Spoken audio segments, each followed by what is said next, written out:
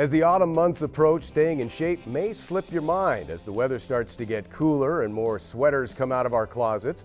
However, today we learn about the importance of fitness, highlighting a style of exercise that has gained quite the following in recent years. Welcome to this week's xConnect Northwest, connecting you to the experts. I'm your host, Greg Mills, and today we're joined by Mike Kincaid, head coach and owner of Pullman CrossFit.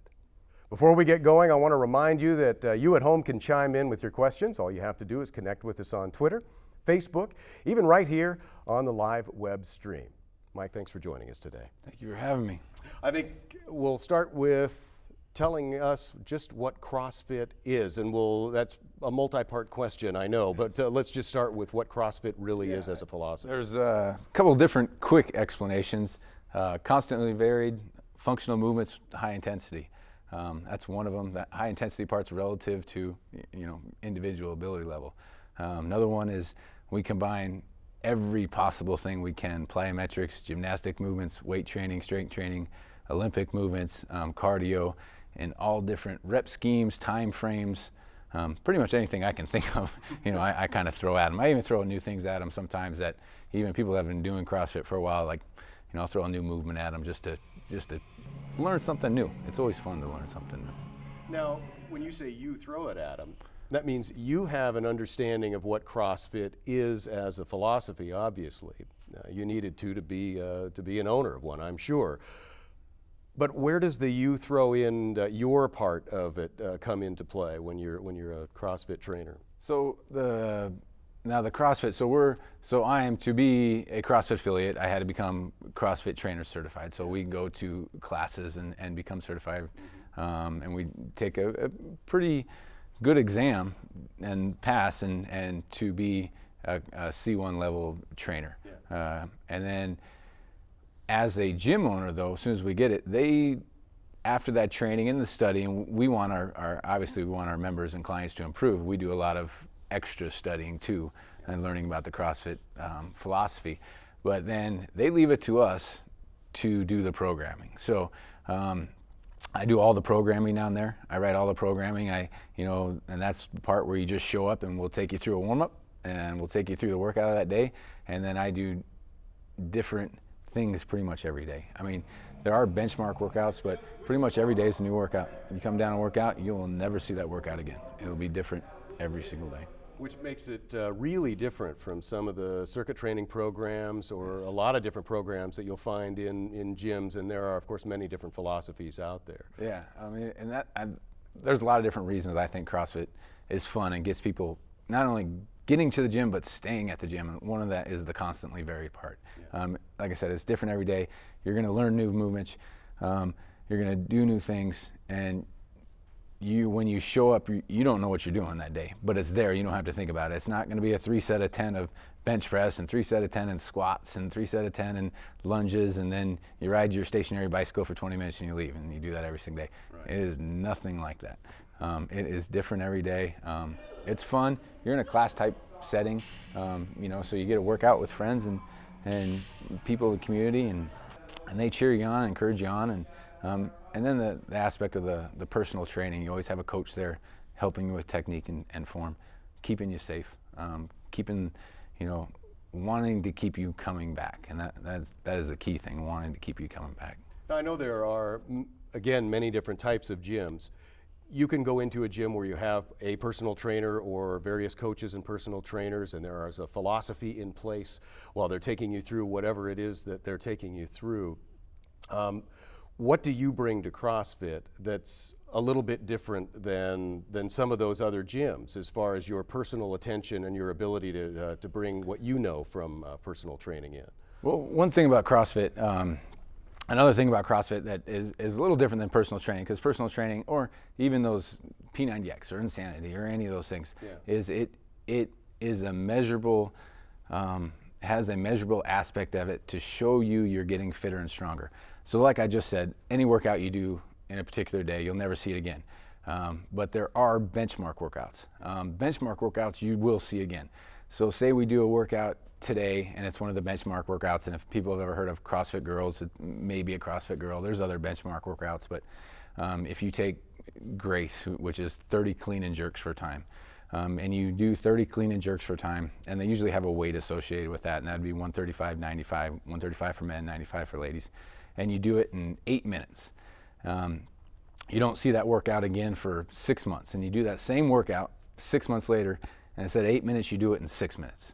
And so CrossFit says, all right, you're getting fitter and stronger because you just did the same workout you did 6 months ago, now you did it 2 minutes faster. Yeah. And there's lots of other that, we not only for time, but for reps or strength or weight, we keep track of all those things. I used to have to tell members to carry around a notebook, and every time we had a benchmark workout, they had to write it down in their notebook, and I would let them know when to write it down. Now I have this software thing called Beyond the Whiteboard, where now they just do it right on their phone, right when they're done. They plug in their time or the reps or the weight, and that just keeps track for them. And it's a really neat software to have. And then they just keep track of it, and they seem to really like it. And they go back to look at it. And like I said, whenever we do have one of those, it's really neat. Say, I improved by 2.5 minutes. I improved by 2 minutes. I improved by 3 minutes. And that's the satisfaction that you see these people getting better. So you got people who come into your gym at different levels of fitness, having done different types of fitness routines.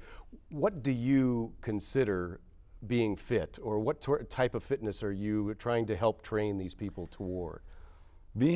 Mostly being healthier, being fitter, stronger, healthier. We talk about nutrition. And like I said, we talk about all aspects, and it's really common. One thing I don't talk to them, they tell me it's right, they have these goals, and goals are great. Short-term goals are awesome. I talk to people about short-term goals pretty much all the time, setting short-term goals. But the one thing I don't talk to them about is weight, and that's a real common. I come in, I want to lose 10 pounds, and I'm like, all right, I don't care about how much you want to lose, but I will get you fitter, I will get you healthier, I will get you stronger, and in a month or 2 months, ask me where you're at, and see if you've met that goal. Did you satisfy it while we were doing it? And during that time, stay off the scale. Do not step on the scale. And every time they'll come back, and I feel better. My clothes are fitting looser. I feel healthier. I'm eating differently too, and nutrition is huge. Huge. And so they don't get stuck on that scale. You can lose weight and be less healthy. You can be not as healthy by losing weight. So that's why I don't want to talk about the scale. People get too caught up in that. All right, while you're talking about nutrition, let's talk a little bit about like the paleo diet and the buzz of that, and how does that fit in with, do a lot of people come in on that? And how do you speak to it? No, a lot of people actually don't know about it. I follow the paleo diet when I can. It's hard to do, and especially with kids. it really is. To get them to eat meat and vegetables is tough. I follow it when I can. It is basically, in a nutshell, it's meat and vegetables, a little bit of fruit, a little bit of starch, nuts and seeds, and no sugar. I got into it not because of CrossFit. I got into it because I had Meniere's disease, and it was the one diet that mentioned Meniere's disease by name, and it's been really helpful to me, and it's been helpful to a lot of people that I've talked about in clearing up other issues they've had with your body.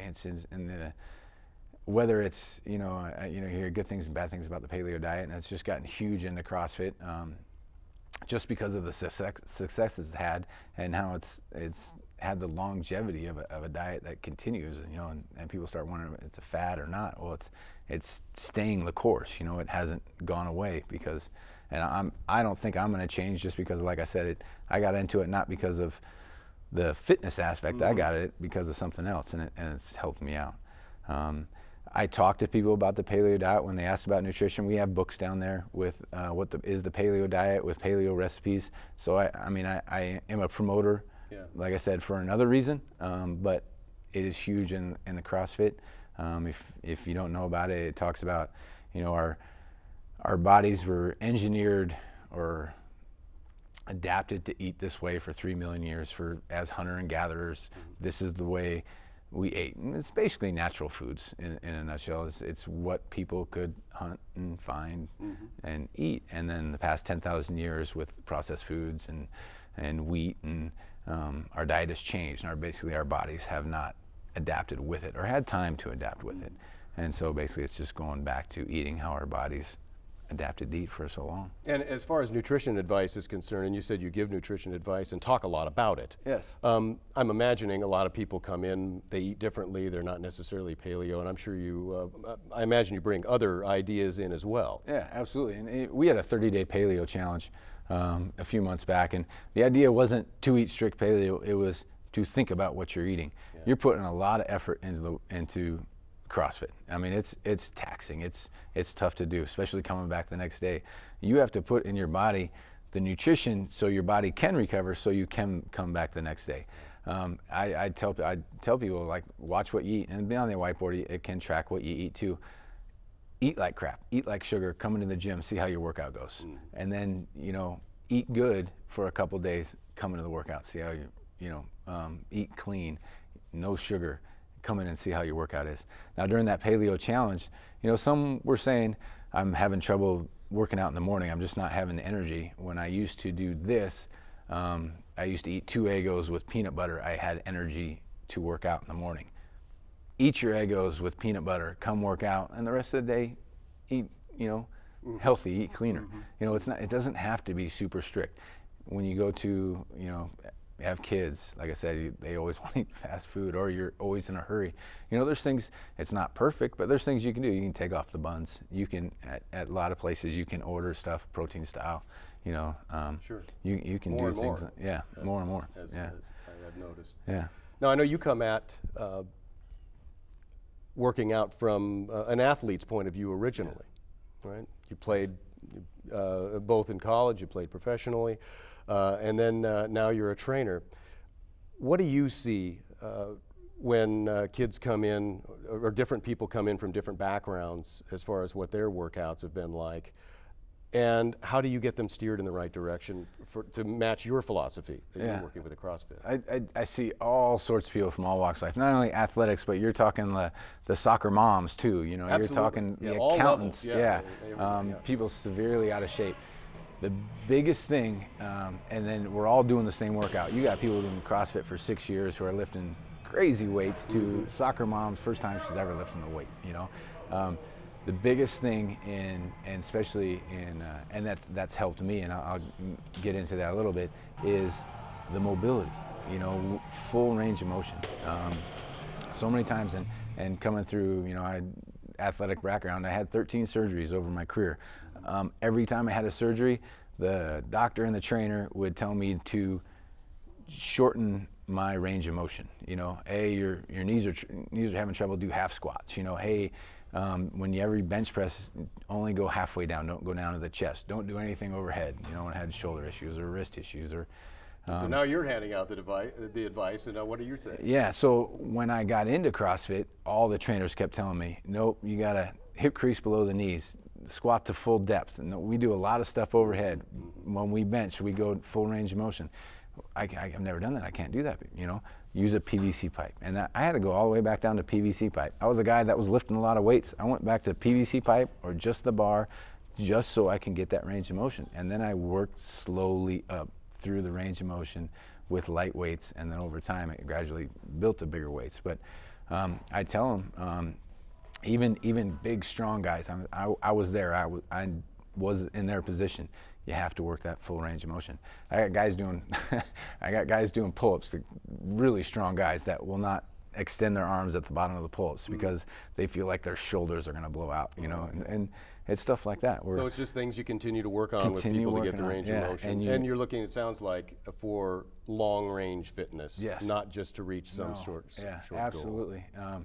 And just before I go into that part, it's constantly, like I keep telling him. I don't just tell him a couple times and he doesn't want to get it, and I walk away. I'm over and over, and I'll keep telling him. I mean, he gets tired of hearing me till he does it, and then I'm then I'm happy and I walk away. But I wish I had another hour to sit and talk with you about this. But thanks so much for coming in and talking to us about CrossFit and the philosophy, Mike. Well, thank you very much. We appreciate it. Thanks to you at home as well for helping us out. Hope you enjoyed today's show. Remember, you can stay connected with us all week. Tweet us, like us on Facebook, add us to your circle on Google+, or email us at kwsutv@wsu.edu. Send us your show ideas too. If you missed any part of today's show, we'll have it online at nwptv.org. Thanks for watching. I'm Greg Mills. We'll see you next week on air and online.